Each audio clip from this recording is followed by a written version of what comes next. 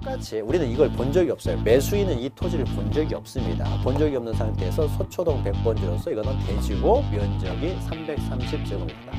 근데 옆에 있는 송파구 구청장도 나도 동물 좋아한다 해서 사자동, 호랑이동, 사슴 그 최종 지번 토지 다음 순번에 본번으로 순차적으로 지번을 부여할 수가 있다라는 것이죠.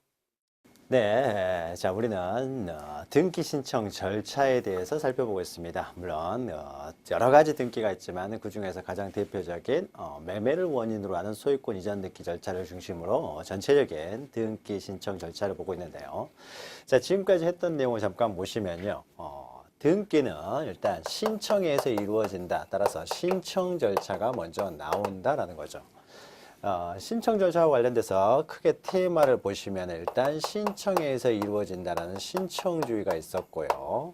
물론 예외가 존재하기도 합니다만 원칙적으로 신청에서 이루어지고 다만 이러한 등기 신청은 아무나 신청할 수 있는 것이 아니라 등기 신청 적격을 가진 자만이 신청할 수가 있다. 등기 신청할 수 있는 적합한 자격이 있는 자만이 신청할 수 있다는 거죠. 그럼 구체적으로 누가 신청하느냐라고 해서 등기 신청인이 나왔죠. 그래서 등기 권리자와 등기 의무자가 공동으로 신청하는 것이 원칙이다라는 것이죠. 그 다음에 네 번째로는 등기 신청인이 빈손으로 가는 것이 아니라 우리 바로 지난 시간에 했던 것이죠. 신청서를 기재해야 되고 또 첨부 서면들을 제공을 해야 된다는 거죠. 그래서 제공 정보에 대해서 살펴봤습니다. 자 그러면은 이 등기 신청인이 그 제공 정보들을 가지고 마지막으로 그 등기 신청을 하는 방법입니다. 신청 방법. 자, 이 시간에는 이제 마지막 신청 절차와 관련해서 이제 마지막 내용이 될 텐데요. 자, 등기 신청인이 신청 정보. 자, 그래서 갑과 을이라는 사람이 X물건 10억 원에 매매를 원인으로 해서 소유권 이전 등기를 하고자 한다라고 했을 때 갑과 을이 공동 신청에 의하고요. 또 갑과 을은 신청서를 작성을 해야 되고 또 첨부 서면들이 많이 필요했던 거죠. 자, 이런 첨부 서면들을 모두 가지고 신청하는 방법은 자, 먼저 갑과 을이 신청을 할 때요. 직접 등기소에 방문하여 직접 출석하여 신청하는 방법이 있습니다. 이것을 방문 신청이라고 하고요. 그러나 등기부가 다 전산화되어 있다 보니까요. 직접 등기소에 나가지 않고서도 집에서 인터넷을 통해서 등기를 신청할 수도 있습니다. 이러한 방법을 전자신청이라고 합니다. 그래서 신청 방법은 방문 신청과 전자 신청 두 가지 방법이 있다. 자, 하나하나 살펴보도록 하겠습니다. 자, 방문 신청은요, 개념 보시면 신청인 또는 그 대리인도 신청할 수 있는 것이죠. 등기소에 출석하여, 출석이죠. 출석하여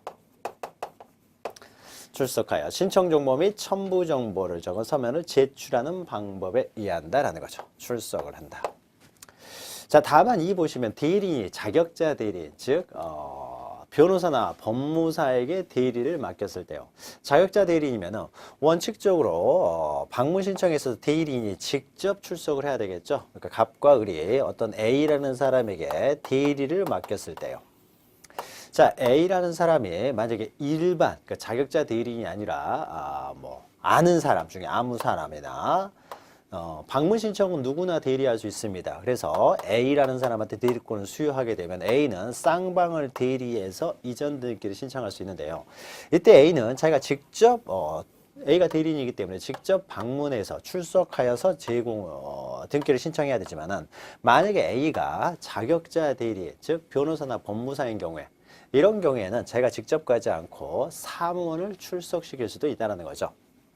자, 그 내용이 2번에 있습니다. 자격자 대리인 경우에는 사무원을 출석하여 제출하게 할 수도 있다. 실제로는 사무원이 가죠. 직접 가는 경우는 별로 없죠. 자, 그리고 가장 중요한 것은 특징은요. 출석하여 신청서를 작성하게 되겠죠. 이 사람들이 이제 신청서를 작성하게 될 텐데요. 이 신청서에는 등기 권리자인 을과 등기 의무자인 갑 두 사람이 이제 신청서에 이제 기재를 하게 되는데 여기다 갑 쓰고 여기다 을 쓰게 되는데요. 이때 신청서에는 이제 도장을 찍겠죠. 도장을 갑도장 찍고 여기다 을도장 찍고 뭐 사인을 한다든지 하게 될 텐데 이때요. 갑은 이때요. 갑에게서 을에게로 이전 등기가 되면은 갑은 그 권리를 상실하게 되는 사람이 되겠죠. 이때 갑을 우리는 등기 의무자라고 한다고 했어요.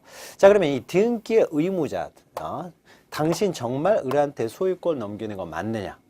등기를 통해서 권리를 소멸하게 되는 갑의 진정한 의사를 다시 한번 확인하기 위해서요. 이 사람의 의사를 확인하기 위해서 갑은 신청서에 반드시 자신의 인감도장을 찍어야 됩니다. 이때 갑이 등기 의무자가 되겠죠. 등기 의무자.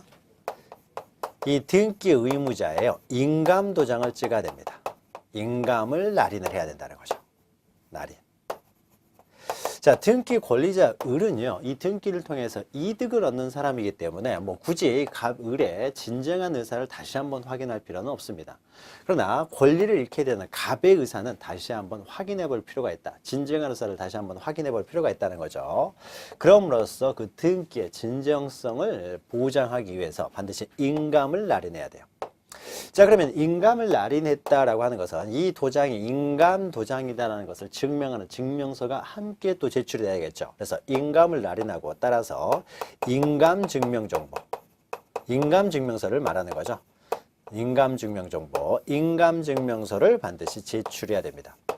자, 그러면 이때 인감 증명서를 제출하는 것은요, 등기 의무자 갑의 인감 증명정보만 제공하면 됩니다.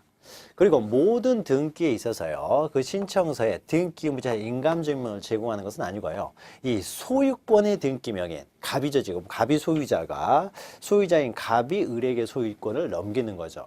따라서 이 소유권의 등기 명인, 그러니까 소유자로서 등기 명인, 이 사람이 등기 의무자가 되는 경우에 그 등기 의무자, 갑의 인감증명만 제공하면 됩니다. 그러니까 소유권자인 경우에요. 물론 이 이외에도 인감증명 정보를 제공해야 되는 경우가 우리 법에서는 8가지가 규정되어 있지만은 그 8가지를 지금 다 할 필요는 없고요. 딱 한 가지만 일단 기억하시죠. 소유자가 등기 의무자로서 등기를 신청하는 경우에는 그 소유자 갑이죠. 등기 의무자 갑의 인감증명이 필요하다. 등기 권리자 인감증명은 필요 없고요. 자, 그래서 방문 신청에 있어서 소유권의 등기 명인이 그 등기 의무자로서 등기를 신청하는 경우, 이 경우가 이제 대표적인 경우입니다. 물론 이 이외에도 몇 가지 더 있습니다만 일단 여기서는 이거 하나 기억하시고요. 그럴 때는 그 등기 의무자 인감을 날인해야 된다는 거죠. 인감을 날인한다. 따라서 첨부정보로서 이것이 인감이라는 증명서로서 인감증명서를 함께 제출해야 됩니다. 자, 2번 보시면요. 매매로 인한 소유권 이전 등기 신청의 경우를 제외하고는 인감증명의 사용 용도와 다른 인감증명을 사용할 수도 있다. 자, 인감이 자, 보죠. 갑이 을한테 매매가 아니라 증여를 하는 경우예요. 자, 증여를 하는 경우에도 소유자가 소유권을 이전하기 때문에 갑이 등기 의무자가 됩니다. 따라서 등기 의무자의 인감증명은 필요해요. 자, 그러면은 이거는 증여를 통해서 이전 등기를 하는 거죠. 그러면은 인감은요, 다 용도가 있어서 그 용도에 맞는 인감을 제공해야 되는데 이때 매매를 원인으로 증여를 원인으로 소유권 이전 등기를 할 때는 반드시 증여용 인감증명을 반드시 제공할 필요는 없고요. 매도용 인감증명을 제공해도 상관이 없어요.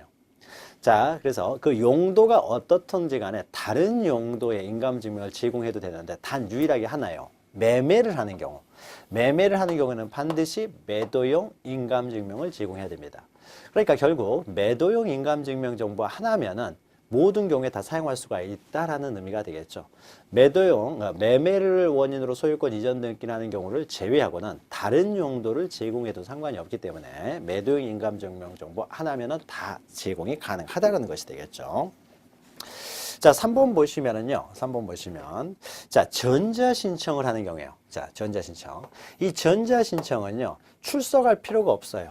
출석할 필요가 없이 집에서 인터넷을 통해서 신청 정보나 첨부 정보를 송신해 버립니다. 출석하지 않고 송신해 버려요. 바로 송신해 버리기 때문에요. 신청서라는 것을요. 거기다 도장을 찍을 수는 없죠. 그러니까 전자신청에서도 신청서는 작성을 합니다. 신청서 작성하고 첨부 서면도 제공을 해요. 첨부 파일로 묶어가지고 함께 제공을 한다는 거죠. 그래서 송신을 합니다. 신청서를 쓰긴 쓰지만요. 그 모니터 위에다가 도장을 찍을 수가 없잖아요. 따라서 인감증명, 인감을 날인하고, 그러니까 인감 날인이라는 것이 존재할 수가 없죠. 컴퓨터 위에다가 도장을 찍을 수가 없죠. 따라서 인감증명 정보라는 것도 존재할 수가 없어요. 인감 증명 정보를 제공할 필요도 없다는 거죠. 인감 도장을 찍지 않기 때문에 인감 증명 정보를 제공할 필요는 없다. 다만 이 인감 대신에요. 인감 대신에 우리가 전자 신청을 할 때는 공인인증 정보라는 게 있습니다. 공인인증 정보. 공인인증 정보는 공인인증 비밀번호를 말해요. 우리가 인터넷 뱅킹 하게 되면은 이런 거 할 때 공인증서가 있죠. 이 공인증서가 있으면 거기에 비밀번호, 자기만 아는 공인인증 비밀번호가 있어요. 이 공인인증 비밀번호가 실질적으로 전자서명의 의미를 갖는 거죠. 전자서명. 자기만 아는 비밀번호를 이제 기재하도록 함으로써 이것이 전자적으로 서명한 것이 됩니다.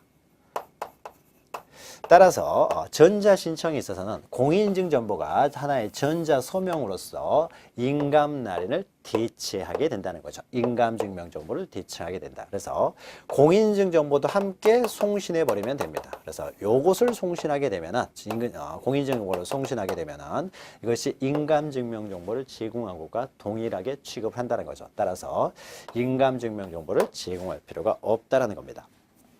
자, 그래서 있죠. 이 공인인증 정보의 제공으로 제공한다는 것은 인터넷을 통해서 제공하기 때문에 송신하는 방법으로 제공을 하겠죠.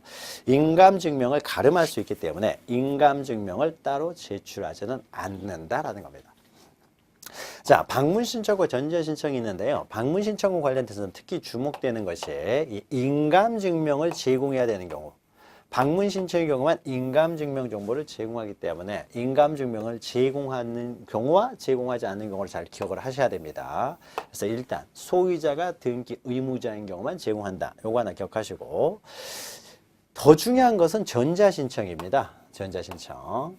전자신청이 중요한데 전자신청에 있어서는 따로 인감증명 정보를 제공하지 않는다. 공인인증 정보가 이것을 대체한다는 거죠. 자, 다만 전자신청과 관련돼서는 이와 관련된 몇 가지 더 문제가 있기 때문에 밑에 전자신청 시간에 다시 또 보도록 하죠. 자, 전자신청이 있습니다. 자, 전자신청은요, 대법원 규칙이 정하는 바에 따라 전산정보 처리 조직을 이용하여, 즉 컴퓨터를 이용한다는 겁니다. 인터넷을 이용하여 신청정보, 첨부정보를 제공하는 방법, 보내는 방법이니까 이제 송신하는 방법이 되겠죠. 이런 식으로 신청하는 방법을 말합니다. 자, 우리가 앞에서 잠깐 설명했어요. 디에링 시간에. 방문 신청은 누구나 대리인이 될 수는 있습니다. 그러나 전자신청은 오로지 자격자 대리인, 즉 법무사나 변호사만 대리할 수가 있습니다. 자, 그리고 3번 보시면요. 법인 아닌 사단이나 재단은요. 방문 신청은 할 수 있지만 전자신청을 못합니다. 법인 아닌 사단이나 재단도 등기 신청 적격은 있습니다. 그래서 등기를 신청할 수 있는 자격은 있어요. 다만 법인 아닌 사단 또는 재단은 방문 신청만 해야 되는 것이지 전자 신청은 할 수 없다. 이것도 잘 기억하시기 바랍니다. 법인 아닌 사단 또는 재단을 제외하고는 방문 신청할 수 있는 사람이 다 전자 신청도 가능하지만 유일하게 법인 아닌 재단 사단만 전자 신청이 안 됩니다. 전자 신청과 관련돼서 가장 중요한 내용 중에 또 하나가요. 그 오른쪽 보시면 사용자 등록이 있죠. 사용자 등록. 자, 전자 신청을 하기 위해서는 인터넷 등기소에 들어가요. 인터넷을 통해서 전자 신청을 하기 때문에 인터넷 등기소에 들어가서요. 전자 신청을 하려면은 거기 로그인을 해야 됩니다. 로그인을 하기 위해서는 아이디가 있어야 되겠죠. 아이디를 발급받아야 돼요. 다시 말해서 사용자 등록을 해야 됩니다. 사용자 등록을 해야만이 아이디가 나오거든요. 그래서 사용자 등록을 해야 돼요. 보통 우리가 어떤 인터넷 회원이 되고자 할 때는 아이디를 자기 마음대로 이제 만들어 가지고 가입을 하는데요. 전자 신청을 하는 경우에는 아이디를 자기가 마음대로 만들 수 있는 게 아닙니다. 먼저 사용자 등록을 하기 위해서는요. 사용자 등록에 대해 아이디가 발급받는데 사용자 등록을 하기 위해서는 집에서 자기가 마음대로 인터넷을 통해서 아이디를 만드는 것이 아니라요. 반드시 한 번은 등기소에 출석을 해야 됩니다. 출석해서 사용자 등록을 요구하는 신청서를 작성해서 내야 돼요. 즉 출석하여 신청서를 작성한다는 거죠. 그래서 한 번은 전자신청을 하는 경우에도 미리 한 번은 출석하여 신청서를 작성을 해서 미리 사용자 등록을 해야 된다는 거죠. 그래 아이디가 있어야만이 전자신청을 할 수가 있으니까요. 그래서 신청서를 작성을 해야 되는데 이때 이 신청서에는요. 사용자 등록을 하고자 한다. 그러면 뭐 의리 사용자 등록을 하고자 한다라고 하면은 그자의 인감도장을 찍어야 됩니다. 그 신청서, 사용자 등록 신청서에는 인감을 날인해야 돼요. 인감. 그 사람이 가지고 있는 인감을 날인해야 돼요. 따라서 신청서를 작성할 때는 이것이 인감이다라는 증명 정보로서 인감 증명을 제출해야 돼요. 인감 증명. 인감 증명을 제공을 해야 된다. 그러니까 전자 신청을 할 때는요. 막상 갑에게서 을에게로 이전 등기를 신청할 때는 인감을 날인할 필요도 없고 인감 증명 정보를 제공할 필요는 없어요. 그러나 미리 전자 신청을 하기 위해서는 미리 사용자 등록을 먼저 해서 아이디를 발급받아야 되는데 이때 사용자 등록을 하기 위해서는 신청서를 작성을 해야 되고 이 신청서에는 인감을 날인해야 되기 때문에 인감 증명을 제공해야 돼요. 그래서 인감 증명을 제공해서 사용자 등록이 되면은 그때는 이제 집에 와가지고 이제 아이디를 발급받았으니까 집에 와서 얼마든지 자유롭게 전자 신청을 할 수 있고 그때 전자 신청을 할 때는 인감 증명을 제공할 필요가 없다라는 거죠. 자, 그래서 사용자 등록에서요. 전자 신청 동그라미 1번 보시면 전자 신청을 하기 위해서는 등기 신청을 하는 당사자 또는 등기 신청을 대리할 수 있는 자격자 대리. 자격자 대리 또는 당사자 둘 중에 한 사람만 사용자 등록을 하면 됩니다. 따라서 우리가 법무사나 변호사한테 등기를 맡길 때는요. 변호사가 법무사가 전자 신청을 하는 경우에는 변호사 법무사는 보통 일반적으로 사용자 등록이 되어 있기 때문에 우리까지 사용자 등록을 할 필요는 없죠. 그래서 당사자나 또는 자격자 대리인 둘 중에 하나만 사용자 등록이 되어 있으면 됩니다. 그래서 최초의 등기 신청, 이때 등기 신청은 전자 신청을 의미하겠죠. 그 등기 신청을 하기 전에 미리 사용자 등록을 해야 된다. 자, 사용자 등록을 하기 위해서는 일단 출석을 해서 신청서, 동그라미 2번 보시면 신청서를 작성해야 되는데 이 신청서에는 인감을 날인하고 따라서 인감 증명을 첨부해야 된다는 거죠. 사용자 등록의 유효기간은 3년입니다. 그래서 3년이면 끝나는 것이 아니라요. 3년의 기간이 만료될 쯤 되면은 얼마든지 또 갱신을 할 수가 있습니다. 그럼 갱신하면 또 계속 할 수가 있는 것이죠. 자, 그러면 우리 이제 신청 절차에 대해서 모든 것을 알아봤어요. 그래서 갑과 을이 공동 신청에서 여러 가지 첨부 정보 또 신청서를 작성하고 신청 방법으로는 그 신청서 작성한 내용을 가지고 방문해서 자기가 직접 신청을 하든지 아니면은 인터넷을 통해서 송신하는 방법으로 신청을 할 수가 있다는 거죠. 신청서 쓰고 첨부정보 제공하고요. 자, 그러면 어떻습니까? 우리 갑과 을이 할 수 있는 모든 것은 다 끝난 거죠. 갑과 을이 모든 자료 가지고 이제 등기소에 와가지고 방문 신청 같은 경우는 모두 제출을 하는 거죠. 신청서 써가지고. 자, 그러면은 신청 절차가 모두 끝나게 되는 거죠. 자, 이렇게 신청을 하게 되면은요, 이제 마지막으로 이때 이제 비로소 어떻습니까? 등기관이 등장을 하게 되겠죠. 신청을 하게 되면 등기관이 등장을 해서 등기를 이제 실행하는 절차가 나오게 되겠죠. 자, 그러면 실행 절차도에 몇 가지 테마가 있기 때문에 그 테마를 중심으로 여러분 기억하시기 바랍니다. 먼저요, 신청을 하게 되면 등기관은 접수를 해야 됩니다. 접수를 하겠죠. 그리고 두 번째요. 접수된 내용을 가지고 심사를 하게 되겠죠.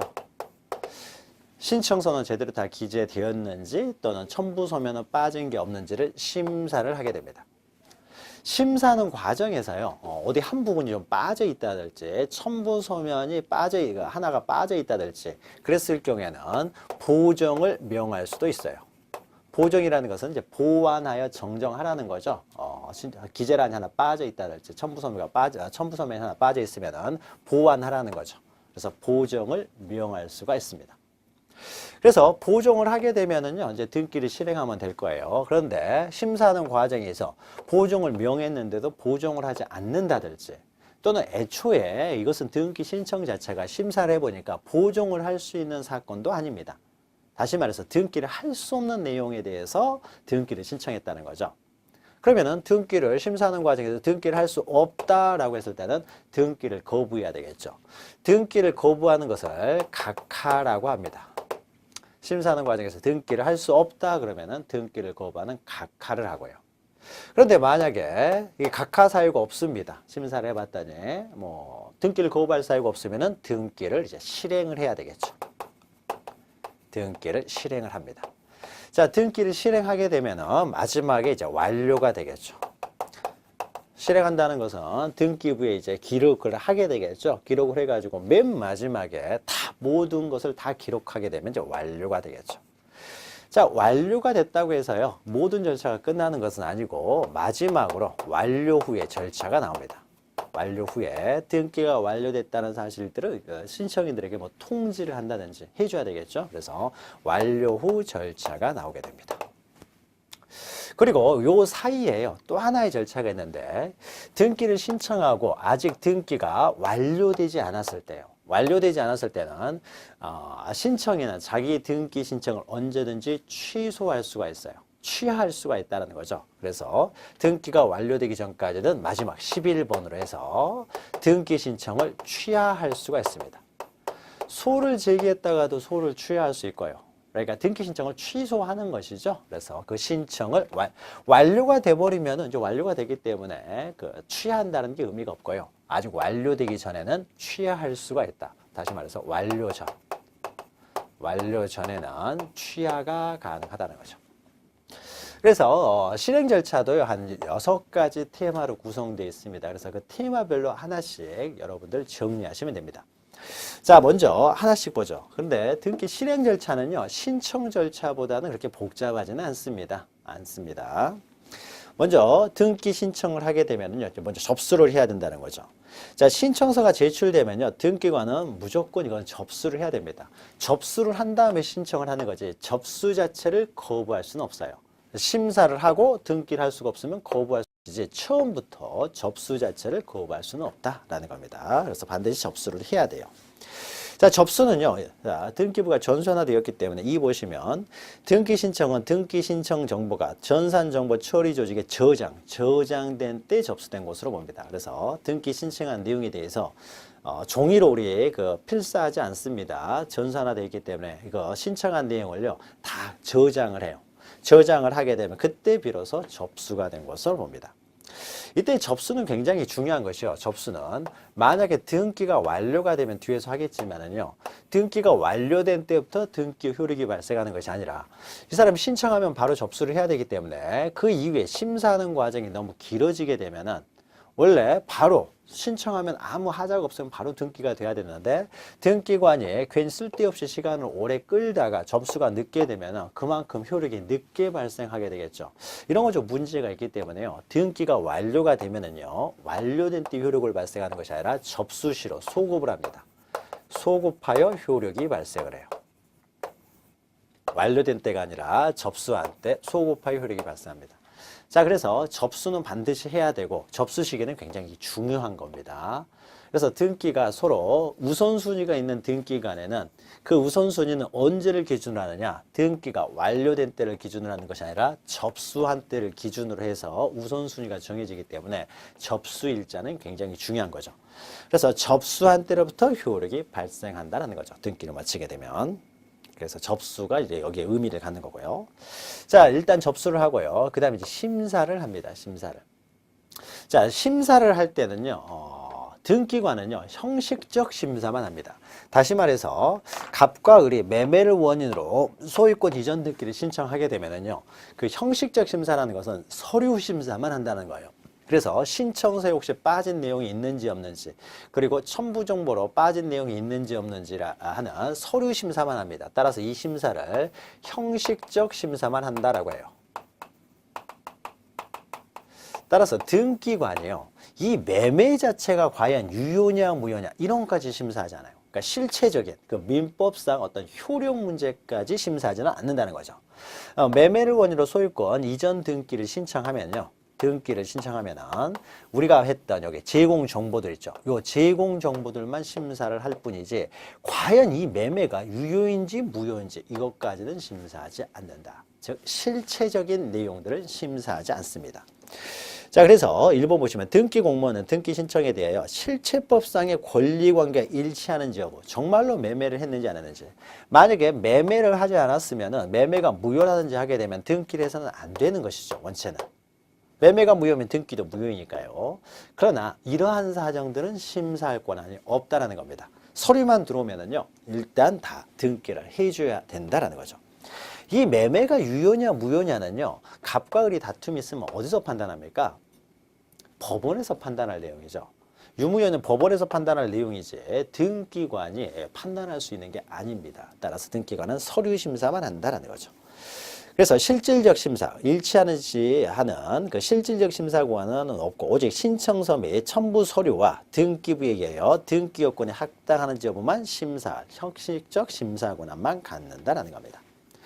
그리고 이 보시면요, 이제 적법 여부는요, 자, 이렇게 되겠죠. 이때 신청을 하게 되면은요, 그 다음에 시간적으로 이제 접수가 이루어지겠죠. 접수가 이루어진 다음에 그 다음에 심사를 하게 되겠죠. 심사를. 이때 심사를 해서 심사를 통과하게 되면 등기를 실행하게 됩니다. 각하 사유가 없으면 등기를 거부할 사람이 사유가 없으면 실행하게 되겠죠. 그러면 심사의 기준시는요. 신청시나 접수시가 아니라 등기를 실행하는 때 이때를 기준으로 한다는 거죠. 만약에 등기를 접수할 때는 합당한 접수이지만 만약에 법이 이때 개정이 돼가지고 첨부 서류를 하나 더 요구를 합니다. 하나 더 내라고 해요. 법이 바뀌었습니다. 그러면 이때 실행할 당시에는 첨부 서류가 하나 더 있어야 되는 거죠. 그러면 이때는 등기관이 첨부 서류를 하나 더 가져오라고 한다는 거죠. 그래서 이 실행시를 기준으로 해서 그러니까 아무리 신청시, 접수시에 적법하다고 하더라도 실행시 이 당시를 기준으로 해서 적법하지 않으면은 각하를 합니다. 그래서 실행시를 기준으로 심사를 합니다. 그래서 심사하면서 동시에 이제 실행을 하게 되겠죠. 통과하게 되면은. 그래서 등기부의 기록, 등기부에 기록하는 때가 실행하는 때가 되겠죠. 즉 등기 실행시를 기준으로 한다는 겁니다. 자, 그리고 3번 보시면요. 이 심사하는 과정에서요. 빠진 부분이 있다라고 했을 때는 이제 보정을 명할 수가 있다라는 거죠. 그래서 1번 보시면 등기관이 등기 신청에 대한 심사한 결과 제29조 이것은 우리가 나중에 천천히 볼 것이니까 지금 알 필요 없고요. 이렇게 그냥 흠결이 있다든지 잘못된 부분이 있을 경우에는 글쎄 잘못된 부분으로서 보정이 가능하다면 보정이 불가능한 경우에는 그냥 등기를 거부하면 되겠죠. 보정을 명할 필요 없겠죠. 그래서 보정될 수 있다라면은 보정을 명할 수가 있다라는 겁니다. 그래서 보정을 면했을 때 그 다음 날까지 보정을 하게 되면 명한 날 바로 등기를 하기는 쉽지가 않게 보정을 한다는 게 쉽지가 않겠죠. 서류 하나가 빠졌을 경우에는 또 서류를 찾으러 또 가야 되니까요. 그래서 그 다음 날까지만 보정을 하면 됩니다.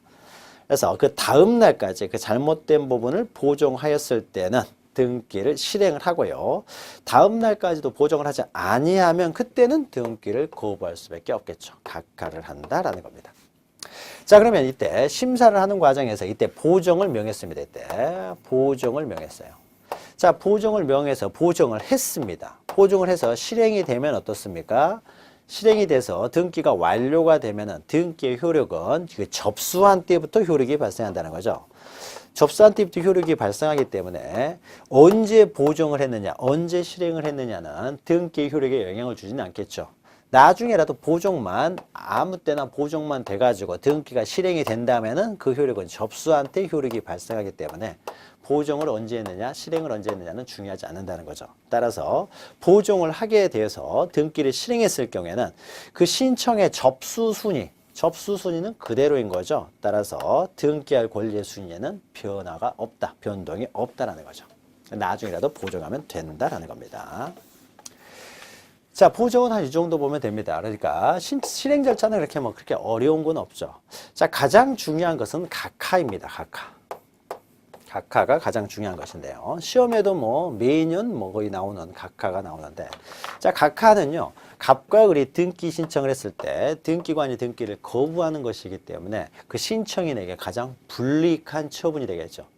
예를 들면은 뭐 등기를 각하할 이유가 전혀 없습니다. 등기를 거부할 이유가 없어요. 모든 걸 다 완벽하게 꾸며가지고 등기 신청을 했음에도 불구하고 각하를 해버리면 안 되는 거잖아요. 따라서 이런 각하는 함부로 각하를 할 수 없도록 제한을 두고 있어요. 등기관이 괜히 뭐 인상 마음에 안 든다, 기분 나쁘다는 식으로 등기를 거부해서는 안 되기 때문에 이런 불이익한 처분은 엄격하게 제한을 해야 되겠죠. 자, 의 보시면 등기 신청의 각하란 등기관이 당사자가 신청한 등기에 대해서 등기부의 기록을 거부하는 처분을 말합니다. 등기 신청을 거부하는 것이죠. 그런데 이 등기 신청을 거부하는 것은 그 신청인에게 불이익한, 가장 불이익한 신청이기 때문에 함부로 각하, 거부를 하지 못하도록 하기 위해서 법에서 제29조에서요. 이런 경우에만 각하를 해야 된다라는 식으로 제한적으로 정해놓고 있습니다. 열거하고 있어요. 그래서 29조에서 열거하지 않은 이유를 가지고는 등기를 거부할 수가 없다라는 거죠. 자, 그러면은 29조에 규정하고 있는 각하 사유들 하나 보죠. 그래서 양가를 2번 보시면 각하 사유 해가지고요. 자, 등기관은 다음 각 호의 어느 하나에 해당하는 경우에만 그 이유를 적은 결정으로서 신청을 각하해야 됩니다. 왜 각하하는지 이유도 정해놔야 돼요. 그래야 나중에 이 사람들이 각하가 됐으면 나중에 그것을 보완을 한다든지 정정을 한다든지 해서 다시 신청할 수 있도록 그 이유를 알려서 신청을 각하해야 된다라는 것이죠. 자, 그러면은 각하사유는 29조에 규정되어 있는데요. 1호부터 11호까지 규정되어 있습니다. 각하사유는. 자, 요 1호부터 11호까지가 중요한데요. 자, 각하사유가 여러 개가 있는데 우리가 알아야 될 것은요. 1호부터 11호까지 중에서 1호, 2호만 잘 알고 계시면 됩니다. 자, 그러면은 1호가 있고요. 여기 2호가 있고, 그 다음에 3호부터 쭉 해서 이제 11호까지가 있는데, 특히 우리가 알아야 될 것은 1호와 2호입니다. 자, 1호 보시면 사건이 그 등기소의 관할이 아닌 경우예요. 자, 1호는 관할 위반입니다. 관할 위반이라고 하는 것은 등기소마다 자기 관할이 있어요. 그래서 인천에 있는 부동산은 인천의 등기소에서만 등기할 수 있지 서울에서 등기할 수가 없습니다. 자, 자기 관할이 있어요. 만약에 인천에 있는 부동산을 서울에 있는 등기관이 등기를 해버리면은 등기를 할 자격도 없는 사람이 등기를 한 것이 돼버립니다. 따라서 이런 경우에는 당연히 무효가 돼요. 권한 없는 자에 의해서 등기가 된 것이니까요. 그래서 만약 관할을 위반해서 등기를 신청하게 되면 이건 당연히 등기를 거부해야 되겠죠. 그래서 인천에 있는 부동산을 서울에 와서 등기를 신청하면은 서울에 있는 등기관은 이것은 인천 가서 하십시오. 우리는 권한이 없습니다. 이렇게 거부를 해야 되겠죠. 그리고 2호 보시면은 사건이 등기할 것이 아닌 경우입니다. 즉 등기사항 위반이에요. 등기할 수 없는 것에 대해서 등기를 신청했다는 거죠. 그래서 가려고 있죠. 등기 능력이 없는 물건, 그러니까 뭐 동산에 대해서 등기를 신청했습니다. 동산은 등기를 할 수가 없잖아요. 그러니까 당연히 거부해야 되겠죠. 또는 뭐 등기 능력이 없는 권리에 대한 등기 신청. 등기 신청할 수 없는 권리라는 것은 우리가 앞에서 잠깐 설명을 한 것 같은데요. 이 부동산에 대한 권리 중에서도 이 점유권이나 유치권, 이런 것은 점유에 의해서 공시가 되는 것이고 점유를 취득했을 때 점유권, 유치권을 갖는 것이고 점유를 상실하면 그 권리가 소멸되기 때문에 점유권이나 유치권은요. 등기할 수 있는 권리가 아닙니다. 따라서 등기할 수 없는 권리를 신청을 했다는 거죠. 그러면 등기할 수가 없는 권리를 신청했기 때문에 등기 사항이 아닌 것에 대한 신청이기 때문에 이런 것들은 당연히 각하를 해야 되겠죠. 그리고 3호부터 11호까지는요. 우리가 깊이 알 필요는 없습니다. 그냥 3호 한번 읽어보죠. 3번 신청할 권한 없는 자가 신청을 했을 때요. 즉, 얘 같은 경우 대리권 없는 자의 대리에 의한 등기 신청입니다. 대리권도 없는 자가, 그러니까 무권 대리가 되겠죠. 대리권을 가진 사람이 등기 신청에 대리 행위를 해야 되는데 대리권 없는 자가 등기 신청을 했다는 거죠. 이런 경우도 확인을 해봤더니 본인이 직접 갑과 을이 오는 것이 아니라 대리인이 왔는데 대리권을 증명할 서류가 안 들어와 있어요. 그러니까 이 사람이 대리권이 없다는 거죠. 대리권이 없으니까 당연히 등기 신청을 거부해야 되겠죠. 자, 그래서 3호부터 쭉 있는데요. 3호부터 11호까지는 중요한 게 아니고 특히 1호와 2호를 기억하셔야 되는데, 그러니까 이런 것들도 어떻습니까? 다 절차 위반이 되겠죠. 우리가 지금까지 했던 부동산 등기법의 그 절차 위반이 되겠죠. 법정 절차 위반.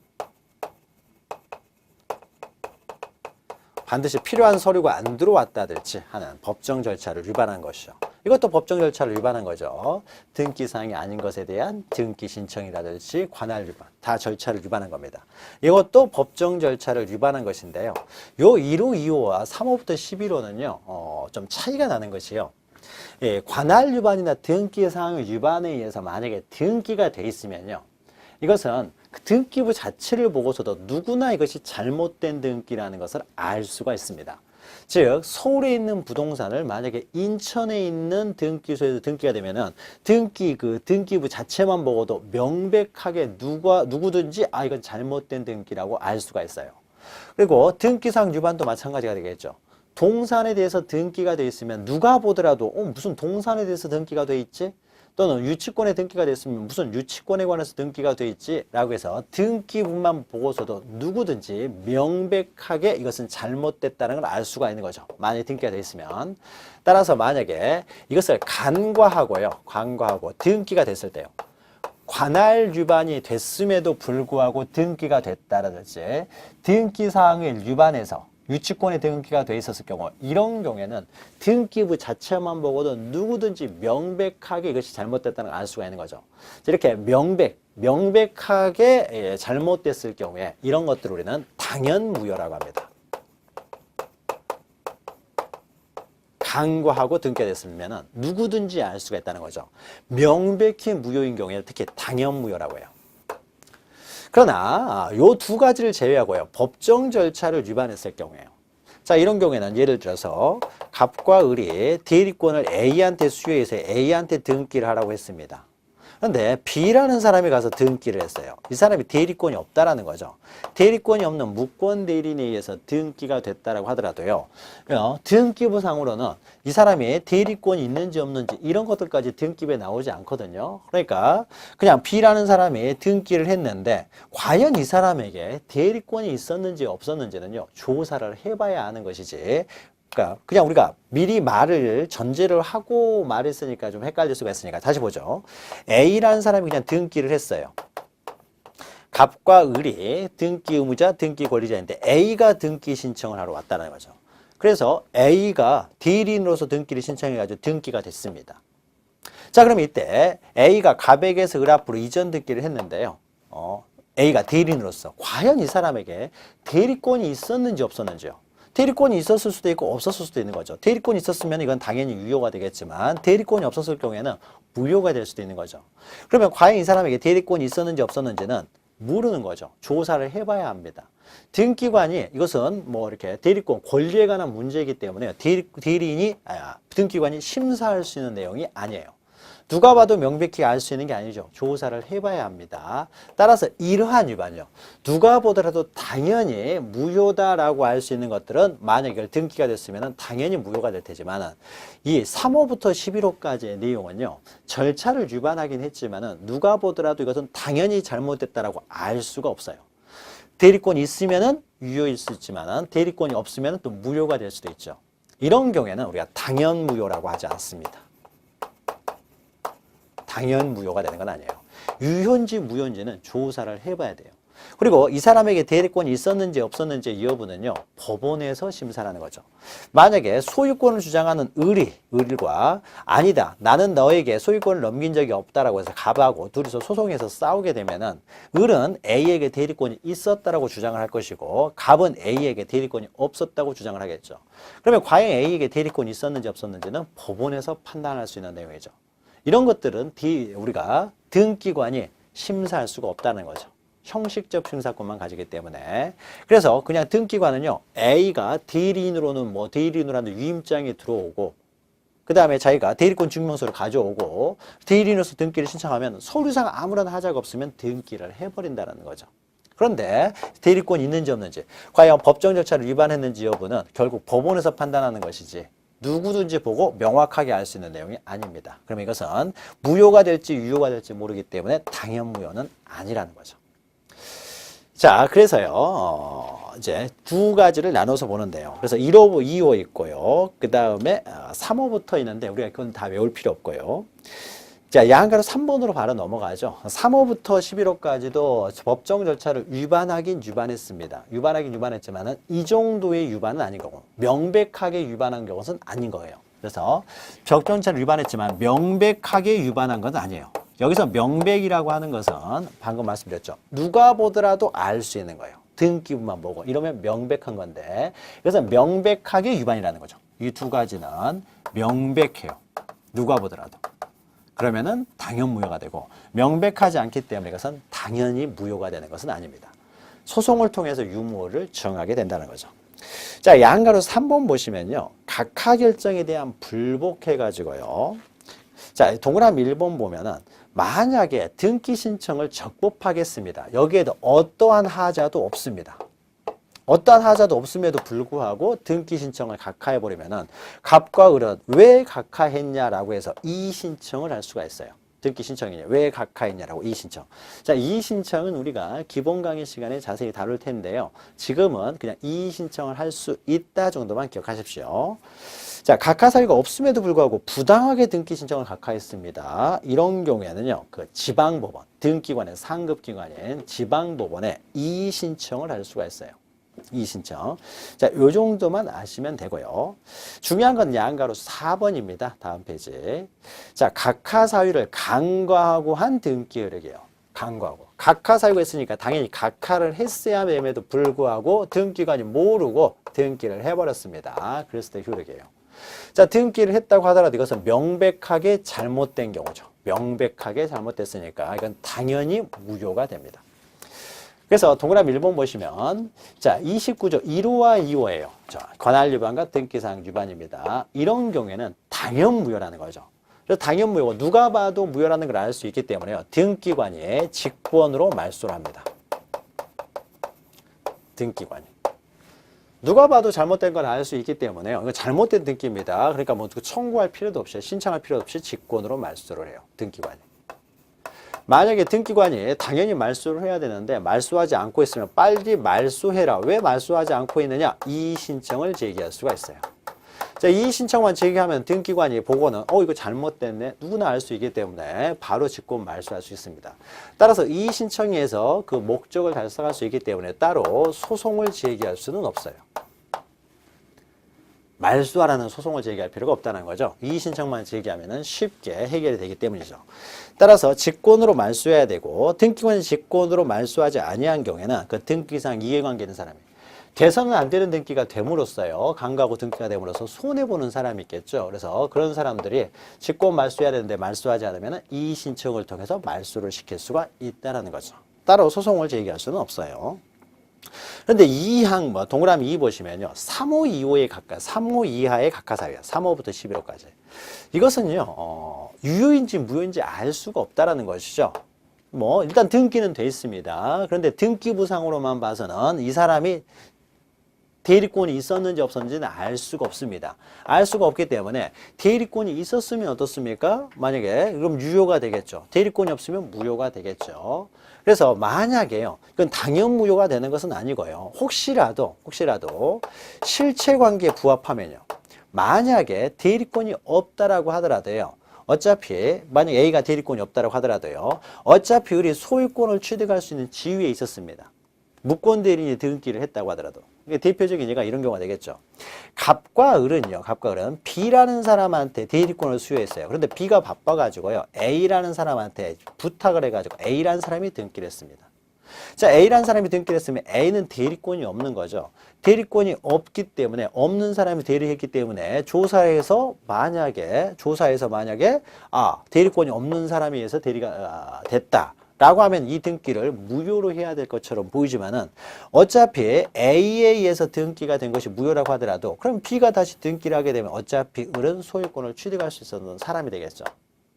그래서 어차피 A, 대리권이 없는 자에 의해서 대리가 됐다고 하더라도 어차피 을이 소유권을 취득할 수 있는 사항이었다라고 하게 되면은 절차를 좀 흠결이 있다라고 하더라도요. 실체관계에 만약에 일치하게 되면 절차에 하자가 있다 하더라도 실체관계 일치하다 보면은 이것은 등기 자체는 유효가 될 수도 있습니다.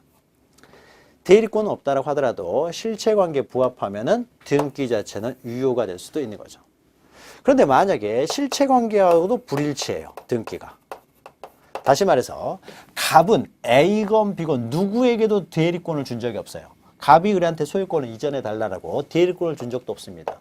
대리권도 전혀 준 적도 없는데 뭐 서류를 유죄해서 갑에서 을 앞으로 등기가 되었다. 라고 하면은요, 대리권 수요 자체가 무효가 되니까, 을의 등기 자체도 대리권을 수요해 본 적이 없으니까요, 무효가 되겠죠. 자, 그래서 실체관계 불일치하면은요, 그때는 그 등기는 무효가 되겠죠. 무효가 됩니다. 자, 그러면은 이 등기가 당연무효는 아니에요. 그 사람의 대리권이 있는지 없는지는 모르니까. 다만 이것이 절차를 위반했다라고 하더라도요, 당연무효는 아니고 실체관계와 부합을 한다. 일치하게 되면 또 등기 자체는 유효가 될 수도 있어요. 이것은 우리가 여러분 민법에서 이것과 비슷한 것이죠. 이것과. 갑과 을이요. 갑과 을이 원래는 이 사람들은 증여를 원인으로 소유권 이전 등기를 하고자 했어요. 그런데 세금 문제가 있기 때문에 가장행위를 하는 거죠. 가장매매. 그래서 매매를 원인으로 해서 등기를 한 것처럼 꾸몄습니다. 이렇게 등기가 됐어요. 자, 그러면 이런 걸 뭐라고 합니까? 원래는 증여를 목적으로 이전 등기를 하려고 했는데 증여세 많이 나온 것을 피하기 위해서 매매를 원인으로 소유권 이전 등기를 했어요. 이런 것들을 실체와 다른 등기 원인에 의한 등기라고 하는 거죠. 자, 실체와 다른 등기 원인에 의한 등기. 이것들도요, 3호부터 12호 안에 있습니다. 절차를 위반한 것이죠. 위반한 것이기 때문에 이것도 당연히 무효라고 봐야 되겠지만은 이때 이 매매는 무효가 되겠죠. 통정 허위 표시에 의한 가장 매매이기 때문에. 그러나 우리가 민법에서 어떻습니까? 증여 자체는 유효하다는 것이죠. 은닉행위로. 그러니까 매매를 원인으로 등기가 무효라고 하더라도 어차피 을은 어떻습니까? 증여를 통해서 소유권을 취득할 지위에 있기 때문에 이 등기 자체는 어떻습니까? 유효로 보는 거죠. 이 등기 자체는. 이것은 실체관계에 부합하기 때문에. 따라서 비록 절차를 위반했다고 하더라도요, 실체관계에 부합하면 이것은 유효가 될 수도 있다. 등기 자체는. 따라서 유효가 될 수도 있기 때문에요, 이런 경우에는 등기관이 직권으로 말소할 수가 없게 되겠죠. 유효가 될 수도 있는 등기를 함부로 말소할 수는 없으니까요. 따라서 직권으로 말소할 수 없는 등기를 이해관계인이 이의신청해서 직권으로 말소하라 라고 이의신청도 할 수가 없게 되겠죠. 결국 실체관계에 일치하느냐 불일치하느냐 이 문제는요, 결국 법원에서 소송으로 다툴 수밖에 없습니다. 그래서 소송으로만 다툴 수가 있다라는 거죠. 자, 요 내용 좀 어려운 내용이긴 합니다만은요, 우리가 나중에 또 몇 번 반복을 할 거예요. 그래서 이 동그라미 2 보시면은 3호 이하의 각하 사유를 간과하고 격려한 등기는 당연무효는 아니고요. 그리고 나아가서 실체관계에 부합하면은 유효가 될 수도 있다는 거죠. 그 등기는. 따라서 등기관은 이를 직권으로 말소할 수는 없고, 말소할 수 없기 때문에 이의신청을 통해서도 말소할 수 없고, 결국 소송의 방식으로 그 효력을 다툴 수밖에 없다라는 겁니다. 자, 그러면은 우리 각하까지 했죠? 각하까지. 특히 각하가 중요하다고 했습니다. 그 다음 실행 절차는요, 우리 잠시 쉬었다가 또 이어서 나가도록 하겠습니다. 잠시 뵙겠습니다.